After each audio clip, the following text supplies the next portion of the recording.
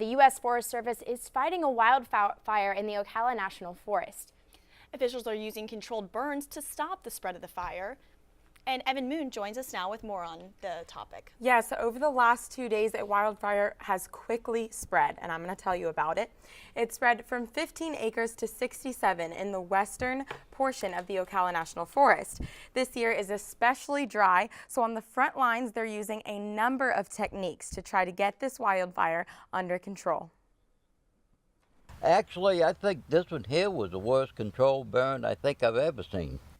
Dawn and Cheryl LaRoche have lived within a mile of the Ocala National Forest since 1968. They're used to wildfire season, but not like this. We're extremely dry right now, so I would urge anyone out there with campfires or anything like that to be extra cautious with them. Do not leave them unattended, absolutely not. And when you leave, just make sure they're fully extinguished. Officials use what are called burnouts. They reduce vegetation that allows the wildfire to move quickly.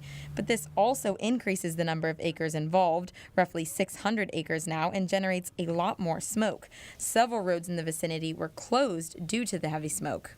The smoke was so heavy yesterday that we had to leave last night and go stay with friends over in Summerfield, just so we could breathe.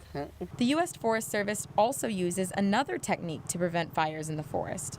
We use a retardant, what we call retardant drops, which is dropped out of aircraft, and that's ahead of the fire front or to protect the lines across the roads, in this instance the line across the road. If fire were to cross this road, that retardant would have helped protect, would have slowed the progression of the fire down. I'm standing in this area of the forest where they dropped the retardant. You can see all around me all the pink leaves. That pink shows the chemical that's supposed to slow down the fire if it does get to this point. That way, rescue officials can come out and control it. Dwight Snow told me just one airdrop of retardant costs about $10,000. But if he can justify mitigating risk for a firefighter or a resident, he'll spend the money every time. Dwight Snow says the cause of this fire is still under investigation, but most of the time it is from campfires, and he urges campers to not abandon any fires and to be more cautious during this dry season.